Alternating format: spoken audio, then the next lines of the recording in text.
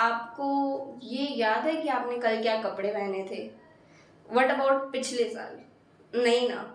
अगर आपको या फिर किसी को भी ये बात पिछले साल की ही बात याद नहीं है, तो हिस्ट्री में जो 200 साल पुरानी बातें लिखी जाती हैं, उनके बारे में हमें पता क्या चलता होगा? वो कौन लोग होते होंगे जो इन बातों का पता लगाते होंगे? इस वीडियो में मैं आंसर करूंगी आपके सारे डाउट्स एंड सारी curiosities. So stay tuned till the end, because trust me, जितना मुझे पढ़ाने में मजा आ रहा है उतना ही आपको पढ़ने में मजा आएगा। So hello everyone, welcome back तो नहीं बोल सकते welcome to my channel history की पाठशाला। एंड आज हम पढ़ने वाले हैं, वैसे टाइटल देखे पता चल ही गया होगा, लेकिन आज हम पढ़ने वाले हैं इंट्रोडक्शन टू एंशिएंट हिस्ट्री। मतलब एक ब्रीफ सा छोटा सा इंट्रोडक्शन होने वाला है। Before we proceed, do like, share, comment and subscribe. पता ही आप लोगों को कर ही दोगे, इतने अच्छे तो हो। अब पास्ट की बात हो ही रही है तो हमें ये भी पता होना चाहिए कि हम पास्ट में क्या क्या स्टडी कर सकते हैं। जो पास्ट की, जिस टाइम की हम स्टडी कर रहे हैं, वहाँ के hunters, farmers, peasants, craftsman, merchants, artisans, इन सब की लाइफस्टाइल, यानी कि ये लोग क्या खाना खाते थे, ये लोग क्या काम करते थे, एंड इवन ये लोग क्या कपड़े पहनते थे, हम इन सारी बातों का पता लगा सकते हैं। आपको कैसे पता चलता है कि आपने कल या किसी भी दिन कौन से चैप्टर को स्टडी किया था किसी भी सब्जेक्ट में? Let's say science. आप साइंस की बुक खोलोगे, उसमें चैप्टर्स की लिस्ट में एक नाम देखोगे चैप्टर का, आपको याद आएगा कि हाँ आपने ये वाला चैप्टर पढ़ा था। उसके बाद अगर आप कोई इन्फॉर्मेशन भूल गए हैं तो आप उस चैप्टर में से वो इन्फॉर्मेशन पढ़ेंगे और आप उस चीज़ के बारे में समझ लेंगे। हिस्ट्री को भी कुछ ऐसे ही स्टडी करते हैं, बट बुक से, हाँ वैसे बुक से ही करते हैं, बट वो बुक्स होती है मैन्यूस्क्रिप्ट्स।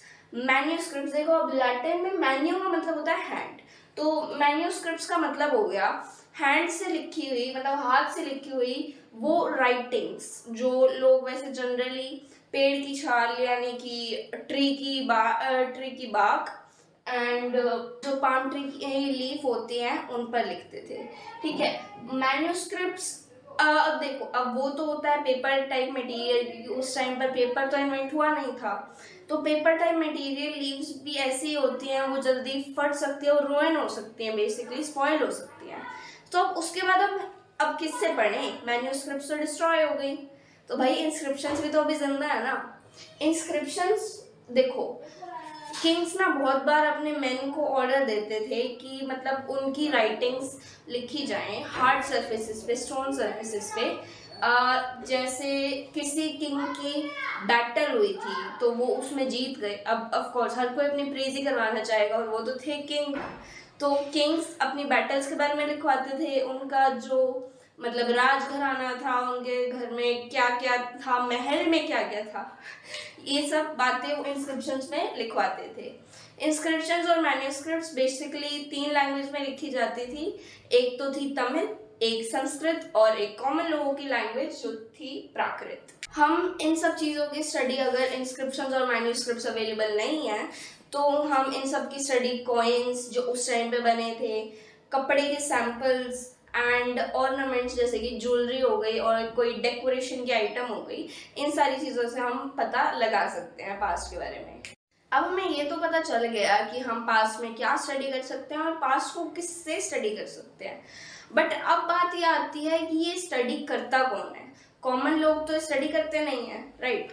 सो आपने ना अगर कोई हिस्टोरिक मूवी देखी है तो आपने एक वर्ड सुना होगा हिस्टोरिक मूवीज में, वो होता है आर्कियोलॉजिस्ट। अब देखो, आर्कियोलॉजिस्ट ही वो लोग होते हैं जो इन सारी बातों का पता लगाते हैं, जो इन सब का रिसर्च करते हैं पास्ट का मेनली है, और इन सबको जो इन्फॉर्मेशन होती है वो कहाँ से मिलती है, सोर्सेज कहाँ से मिलते हैं, सोर्सेज लाइक इंस्क्रिप्शंस, मैन्यूस्क्रिप्ट्स और आर्कियोलॉजी, यानी कि स्टडी ऑफ पास्ट। अब एक और टर्म आती है हमारे पास, वो होती है हिस्टोरियंस। हिस्टोरियंस भी आर्कियोलॉजिस्ट की तरह ही होते हैं बहुत हद तक, एंड दोनों ही वैसे तो हिस्ट्री के डिटेक्टिव्स ही होते हैं।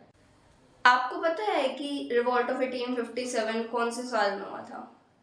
1857 है ना? तो आपने कभी ये सोचा है कि ये 1857 ईयर्स किसने काउंट किए होंगे? Well of course common man ने तो उस टाइम केव्समैन ने तो किए नहीं होंगे, राइट? सो हमारी जो हिस्ट्री में डेट्स होती हैं वो होती है BCE, AD और BC में।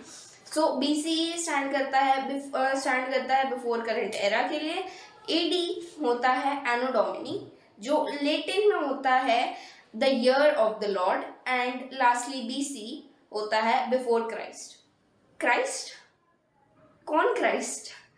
एंड क्राइस्ट भी तो why Christ? Christ, Jesus Christ थे फाउंडर ऑफ क्रिश्चियनिटी, ये आप सबको पता ही होगा। But why Christ? क्राइस्ट जो है ना उस टाइम में बहुत इंपॉर्टेंट माने जाते हैं, अभी भी माने जाते हैं, बट क्राइस्ट ना उस टाइम में लोगों को ऐसा लगता था कि क्राइस्ट हमें गॉड से कनेक्ट करने के लिए इस दुनिया पर अपना सैक्रिफाइस करके आए हैं, अपनी मतलब आफ्टर लाइफ उनकी जो सैक्रिफाइस करके आए हैं, एंड जीसस हमें मतलब हमारी गलतियां सुधारने के लिए आए हैं, तो इसलिए जीसस क्राइस्ट को बहुत इम्पोर्टेंट माना जाता है। इसलिए जो हम ईयर्स काउंट करते हैं, 0 ईयर वैसे तो कोई होता नहीं है, ईयर 1 ही होता है, 1 AD, 1 एनो डोमिनी, एंड वो हम काउंट करते हैं जीसस क्राइस्ट के बर्थ से। आप हमारी कंट्री को किस नाम से बुलाते हो? इंडिया, हिंदुस्तान, भारत, है ना? ये नाम तो है, लेकिन ये नाम आए कहाँ से, इनका ओरिजिन कहाँ से हुआ? तो देखो, पहले हम बात करेंगे इंडिया की।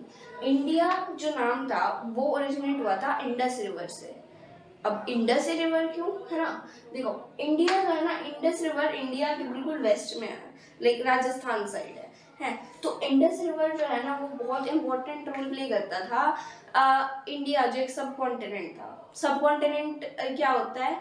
जो कॉन्टिनेंट कहलाने के लिए बहुत छोटा हो बट कंट्री कहलाने के लिए बहुत बड़ा हो, उसको हम सब कॉन्टिनेंट कहते हैं। तो इंडिया जो कि पहले सब कॉन्टिनेंट था, उसकी मार्किंग में, उसकी लोकेशन और उसका सी रूट, इन सब चीज़ों को डिटरमाइन करने में इंडस रिवर बहुत ज़्यादा हेल्पफुल होता था, इसलिए हमने इंडिया का नाम इंडस रिवर के पीछे रखा था। नेक्स्ट इंडस रिवर से एक और नाम आता है, वो है हिंदुस्तान।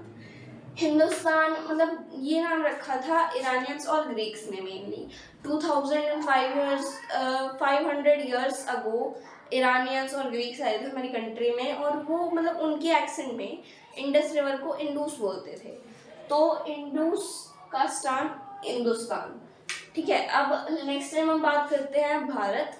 भारत जो था ना, वैसे आपने सुना ही होगा बहुत जगह, माइथोलॉजिकल जो सोर्सेज होते थे वहाँ पर, जो ऋग्वेद है हमारा एक वेद जिसके बारे में हम स्टडी करेंगे बाद में, उसमें एक ग्रुप ऑफ पीपल को रेफर करने के लिए उनको भारत बोला जाता था। बाद में भारत जो नाम था वो हमारी कंट्री के लिए भी यूज होना शुरू हो गया था। अब हिंदुस्तान के और भी बहुत सारे नाम हैं, जैसे हिंद, भारतवर्ष, आर्यवर्त, है ना? अब हम चलते हैं नेक्स्ट टॉपिक की तरफ। अब देखो, हम बात करेंगे सिटीज और किंगडम्स की डेवलपमेंट की। देखो, सिटीज कहाँ पर मेनली डेवलप होना शुरू हुई थी, जो सेटलमेंट थी लोगों की कहाँ पर बननी शुरू हुई थी, वो सेटलमेंट बननी शुरू हुई थी around river banks. River banks मतलब समुद्र का जो तट होता है, उसकी जो कॉर्नर शोर लाइन होती है, वो वहाँ पर सेटलमेंट्स बननी शुरू हुई थी। बट रिवर्स के बैंक्स पे क्यों? मतलब बहुत सारी जगह थी, कहीं भी बना सकते थे घर। तो अब देखो, रिवर बैंक्स का हमें ज्योग्राफी में ही पढ़ा ही होगा कि रिवर बैंक्स जो होते हैं एग्रीकल्चर के लिए, फार्मिंग के लिए बहुत ज़्यादा फर्टाइल होते हैं, और उनके वहाँ पर मतलब रिवर है तो वाटर सप्लाई भी अच्छा ही होता होगा, है ना? तो वहाँ पर सिटीज डेवलप हुई। अब वहीं से हम किंगडम डेवलपमेंट की भी बात करते हैं। एक ऐसा ही रिवर बैंक है गंगा रिवर का, जिसको हम इंग्लिश में गैंगीज भी बोलते हैं। तो एक ऐसा ही बैंक है गंगा रिवर का जिसको हम बोलते हैं मगधा। तो मगधा जो एक किंगडम डेवलप हुआ था उस टाइम पे, वो मगधा किंगडम से इन्फ्लुएंस हुए थे बहुत सारे और भी किंगडम्स। ठीक है, तो इसलिए वो मतलब बहुत ज़्यादा एक इम्पोर्टेंट किंगडम माना जाता है। तो एवरीवन, इस वीडियो के लिए बस इतना ही। मैं आपको थोड़ी देर दे देती हूँ स्क्रीनशॉट करने के लिए। ये पूरे चैप्टर की समरी है, and I hope you guys enjoyed this video, and thank you अगर आप एंड तक बने रहे तो। Before you go, do like, share, comment and subscribe, because मुझे कॉमेंट्स को रिस्पॉन्ड करने में बहुत मजा आता है ना?